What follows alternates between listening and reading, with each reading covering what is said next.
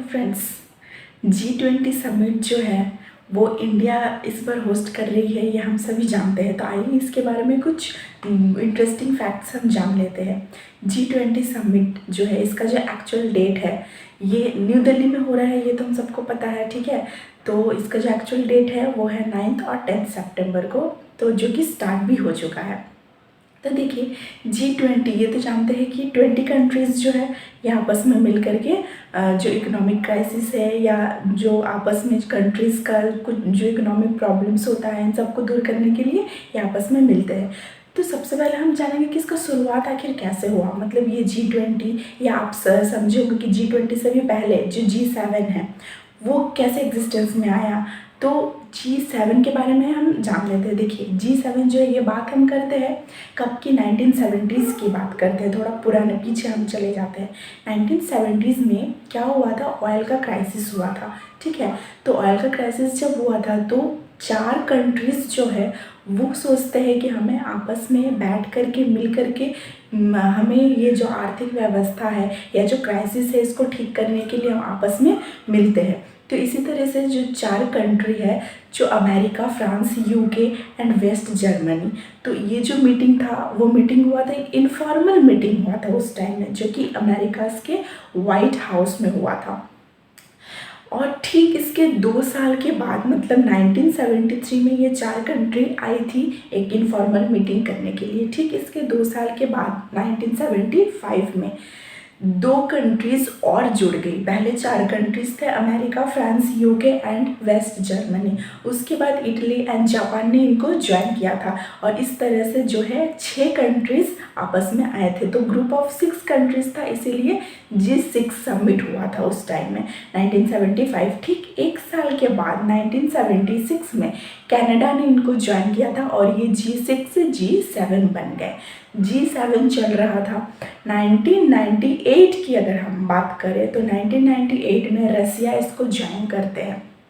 रसिया join करने के बाद G7 से G8 हो जाता है, लेकिन रसिया बाद में फिर से विड्रॉ कर लेती है, रसिया आउट हो जाती है, तो ये G7 ही रह जाता है। G8 बना था एक बार और उसके बाद फिर से ये G7 बन गया था 1997। और एक बार अगर हम देखें कि 1997 में भी एशियन फाइनेंशियल क्राइसिस हुआ था, बहुत बड़ा क्राइसिस उस टाइम भी हुआ था। तो उस टाइम में जैसे साउथ कोरिया, इंडोनेशिया, थाईलैंड, ये 3 कंट्री में बहुत ही ज़्यादा इकोनॉमिक क्राइसिस थे। करेंसी डेप्रिशिएशन हो रहा था, बहुत जगह दंगे फसाद जो कि राइट्स ये भी हो रहे थे, लड़ाई झगड़े, बहुत बेकार स्थिति थी। तो उस टाइम भी जो है ये उसी टाइम क्या हुआ था, 26 सितंबर 1999 में G7 का जब समिट हो रहा था, G7 का जो मीटिंग चल रहा था उसमें जो फाइनेंस मिनिस्टर्स थे वो मीटिंग में G20 ग्रुप को का फॉर्मेशन के लिए एक बात चलता है। कब, 26 सितंबर 1999 में G7 जो चल रहा था, ग्रुप ऑफ 7 कंट्रीज जो थे वो आपस में मिलकर के G20 का बात कर रहे थे। ये था कुछ हिस्ट्री, पुराना बात कि किस तरह से G7 क्या था और G20 का कॉन्सेप्ट आया ही क्यों। अब हम जान लेंगे कि G20 जो है, G20 में कौन कौन से मेंबर्स हैं और ये अभी रिसेंटली जब हमारा आज और कल जो मीटिंग होने वाला है इसमें क्या एजेंडा रहने वाला है।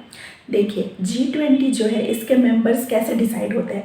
सबसे पहले जो G7 का फॉर्मेशन हुआ था, G7 में जो कंट्रीज थी वो तो रहेंगे ही, ठीक है।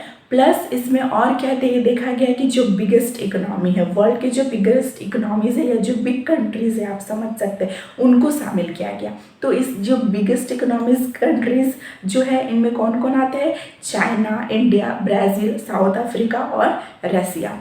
ये तो हो गए इकोनॉमिक्स के सेंस में या पॉपुलेशन के सेंस में, आप देख सकते हैं। इसके बाद जो है थर्ड कैटेगरी, वो कैसे डिसाइड किया गया कंट्रीज़ के लिए, वो हो गया रीजनल पावरफुल कंट्रीज़। हर एक रीजन का कुछ कुछ पावरफुल कंट्रीज़ होते हैं, तो इसी तरह से वो कंट्रीज़ भी आ जाते हैं। तो इसी तरह से आप बोल सकते हैं कि इन टोटल G20 जो है ये 20 most powerful countries of the nation है।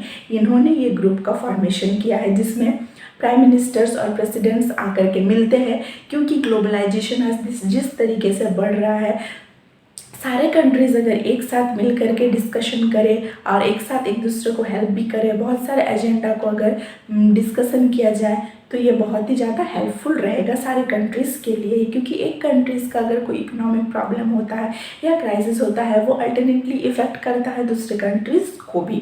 तो इसी वजह से G20 भी बनाया गया था। अब देखिए, जो होस्ट कंट्री है वो उसका भी ये राइट्स होता है कि वो अपने तरफ से और भी बाकी मेंबर कंट्रीज़, जो गेस्ट कंट्रीज़ बोला जाता है, उनको इनवाइट कर सकता है। तो इंडिया ने भी बहुत सारे कंट्रीज़ को इनवाइट किया है। फर्स्ट G20 समिट जो है वो 2008 में हुआ था। कब हुआ था? 2008 में हुआ था। और इस साल का जो थीम है वो आप सभी जानते होंगे, वसुधैव कुटुंबकम ये थीम रखा गया है, जिसमें कि ग्रीन डेवलपमेंट और सस्टेनेबल डेवलपमेंट के बारे में भी बात किया जा रहा है। अब आप सोच रहे होंगे कि बस 2 दिन में इतने सारे एजेंडा और इतने सारे चीज़ का डिस्कशन कैसे होगा?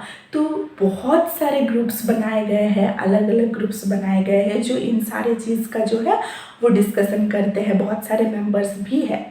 तो आई होप कि आपको G20 के बारे में कंप्लीट इन्फॉर्मेशन जो मेरे पास था वो हम आप तक पहुंचाए हैं। तो आज के लिए इतना ही। Thank you.